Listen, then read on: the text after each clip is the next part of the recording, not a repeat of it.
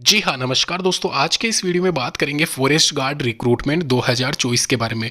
Forest recruitment यानी कि one विभाग की तरफ से वैकेंसी जारी की गई है फॉरेस्ट गार्ड की, वनपाल की और रेंजर की। यहाँ पे मैं क्लियर कर दूँ आपको, गार्ड दो तरह के हैं इस बार इसमें। यानी कि एक तो जो नॉर्मल गार्ड होता है, यहाँ पे जो नर्सरीज होते हैं या फिर जो वन्यजीव एरियाज होते हैं वहाँ पे वैकेंसी होती है। इसके अलावा एक जो वाइल्ड लाइफ एरिया होते हैं यानी कि जो अभ्यारण्य नेशनल पार्क होते हैं वहाँ पे भी गार्ड की नियुक्ति की जाती है। तो यहाँ पे ये गार्ड दो तरह के इसमें निकले हैं। इसके अलावा यहाँ पे वनपाल रेंजर के पद भी इसमें शामिल है, वाइल्ड लाइफ रेंजर वाले पद भी इसमें शामिल है। टोटल मिला के 7,850 सेंट्रल लेवल की ये वैकेंसी निकाली गई है। अगर आप एलिजिबल हो, इंटरेस्टेड हो तो आवेदन कर सकते हो। एक और मैं आपको क्लियर कर दूं, यहाँ पे इस वैकेंसी में जो कट ऑफ होती है वो कंपेरिजन करें अगर अदर एग्जाम्स के सेंट्रल वाले तो कट ऑफ कम जाती है। रीजन ये होता है क्योंकि यहाँ पे इसमें फिजिकल लिया जाता है।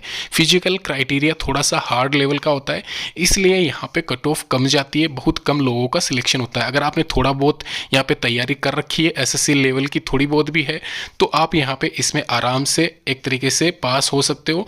अगर आपने 10th 12th कर रखा है तो आप गार्ड के लिए एलिजिबल हो, ग्रेजुएशन वाले रेंजर के लिए एलिजिबल है। डिटेल डिस्कशन करेंगे, लास्ट ईयर क्या कट ऑफ गई थी उसके बारे में भी चर्चा करेंगे, कैसे अप्लाई करना है, सब कुछ डिटेल डिस्कशन करेंगे। शुरू से लेके एंड तक इस वीडियो के साथ में आप बने रहिए। दोस्तों अभी यहाँ पे डिटेल में बात करते हैं वन रक्षक और रेंजर भर्ती 2024 के बारे में। यहाँ पे अगर मैं डिटेल की बात करूं तो 7400 पदों पे ये आवेदन मांगे गए हैं। वन रक्षक के 3200 पद है इसमें।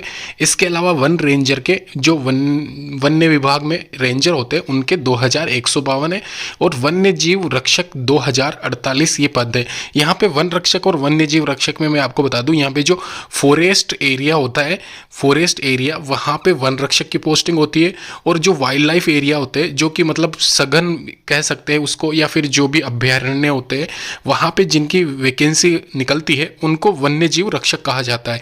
ये दोनों ही गार्ड की वैकेंसी है, बस फर्क इतना ही है यहाँ पे पोस्टिंग का कि कहाँ पे पोस्टिंग होनी है। तो यहाँ पे आप देख लीजिए 3200 के करीब वन रक्षक के हैं, वन्य जीव के 2048 और 2100 के करीब यहाँ पे वन रेंजर है जो कि कहीं पे भी नियुक्त किए जा सकते हैं। इसका आप ध्यान रखना। यहाँ पे अभी बात कर लेते हैं क्वालिफिकेशन के बारे में।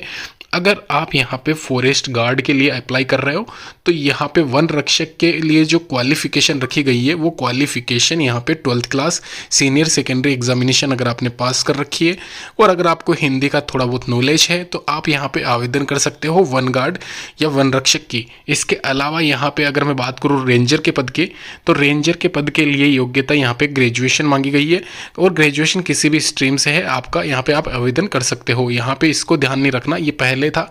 अभी यहाँ पे ग्रेजुएशन किसी भी मान्यता प्राप्त विश्वविद्यालय से स्नातक की डिग्री है तो आप आवेदन कर सकते हो। इसके अलावा वाइल्ड लाइफ गार्ड की अगर बात की जाए, वन्य जीव रक्षक की, तो 10th क्लास पास यहाँ पे इसमें रखा गया है। ये ग्रेड 4th की वैकेंसी है, ध्यान रखना यहाँ पे। और जो ऊपर वाली जो वैकेंसी थी वो नॉर्मल ग्रेड वाली है, यानी कि एक तरीके से सेकेंड ग्रेड वाली आप उसको मान सकते हो। तो ये 4th ग्रेड वाली वैकेंसी है, इसलिए यहाँ पे 10th क्लास पास इसका रखा गया है क्वालिफिकेशन। ये आप ध्यान रखें थोड़ा सा। इसके अलावा यहाँ पे जो फिजिकल स्टैंडर्ड यानी कि शारीरिक मानक क्षमता जो रखी गई है वो मेल और फीमेल के लिए जैसे कि हमेशा रहती है। 163 सेंटीमीटर हाइट यहाँ पे पुरुषों के लिए, वहीं 150 सेंटीमीटर हाइट महिलाओं के लिए रखी गई है। वहीं अगर बात करें फॉरेस्ट रेंजर के लिए सेम क्राइटेरिया है, यहाँ पे आप देख लीजिए। इसके अलावा रनिंग क्राइटेरिया यहाँ पे थोड़ा बहुत डिफरेंट हो सकता है मेल और फीमेल के लिए, ये आप ध्यान रखें। यहाँ पे 25 किलोमीटर वॉकिंग चाल होती है, एक तरीके से वॉक करना है आपको, सिंपल सा दौड़ना नहीं है। और 16 किलोमीटर ये इसमें रखी गई है। 4 घंटे का यहाँ पे दोनों का सीन है, यानी कि टाइम दोनों का बराबर है 4 घंटे का, बस यहाँ पे खाली किलोमीटर का फ़र्क है। 25 किलोमीटर यहाँ पे फॉरेस्ट गार्ड में मेल के लिए, फीमेल के लिए 16 किलोमीटर ये रखा गया है। इसके अलावा डेट्स की बात करें तो मैं यहाँ पे जो डेट्स है वो बता देता हूँ। 28 से लेके 30 तक आप आवेदन कर सकते हो, 28/11/2024 से लेके 30/12/2024 तक। इसके साथ ही यहाँ पे जो इसका एग्जामिनेशन है टेंटेटिव वो 1/2/2025, यानी कि एक तरीके से फेब में इसका एग्ज़ाम लिया जा सकता है। दिसंबर एंड तक इसके फॉर्म रहेंगे, तो यहाँ पे इसका एग्जामिनेशन होगा। ध्यान रखना यहाँ पे ये जो वैकेंसी है इसकी सीट्स आपकी बढ़ाई जा सकती है। ये वैकेंसी फिलहाल अभी 7-7.5 हज़ार के आसपास जो पद है उसको 10-12 के आसपास किया जा सकता है। ये आराम से आपका मतलब जब तक आपकी मतलब एग्जामिनेशन होते हैं या फिर एग्ज़ाम का रिजल्ट आता है उससे पहले ही ये एक तरीके से अमेंडमेंट आ जाएगा या फिर नोटिस आ जाएगा इसके रिगार्डिंग। फ़िलहाल अभी यहाँ पे जो वैकेंसी है वो वैकेंसी 7.5 के आसपास है। इसके अलावा जो इसकी सिलेबस रहेगा वो भी यहाँ पे स्क्रीन पे मैं आपसे शेयर कर देता हूँ। यहाँ पे लोकल लैंग्वेज राइटिंग एबिलिटी, यानी कि इसको ये लोकल लैंग्वेज जो लिखा गया है, स्टार्टिंग में मैंने आपको बताया भी था डिज़ायरेबल लैंग्वेज हिंदी, तो हिंदी यहाँ पे इसमें 50 नंबर की रहेगी। इसके साथ ही साथ राइटिंग एबिलिटी इसमें जोड़ा गया है और ये रिटन टेस्ट होगा, ध्यान रखना यहाँ पे। इसके अलावा करंट अफेयर पूछे जाएंगे 25 क्वेश्चन 25 मार्क्स के, 2 घंटे का ये पेपर होगा। जनरल इंटेलिजेंस के क्वेश्चन 25 क्वेश्चन 25 मार्क्स के। और यहाँ पे एज लिमिट में आपको बता दूँ अलग से, यहाँ पे क्राइटेरिया रखा गया है 18 से 27 साल फॉरेस्ट गार्ड के लिए। जो गार्ड होते हैं उनके लिए 18 से 27 साल रखा गया है, चाहे वो किसी से भी मतलब पद पे आप जा रहे हो। गार्ड अगर होता है तो 18 से 27 साल का ही रहता है। और इसमें जो छूट रहती है 3 साल की और 5 साल की, वो SC ST दोनों में सेम रहती है। और रेंजर के लिए भी वही सेम क्राइटेरिया रहता है। बस यहाँ पे इसका रेंज चेंज हो गया है, 21 से 38 साल होनी चाहिए। ग्रेजुएशन वाला कम्प्लीटली यहाँ पे मिनिमम 21 साल कंप्लीट कर ही लेता है। इसके अलावा यहाँ पे आप अप्लाई कर सकते हो 100 रुपये के साथ में, जो भी इसकी डिमांड ड्राफ्ट या फिर जो भी आप ऑनलाइन माध्यम से करना चाहो वो कर सकते हो।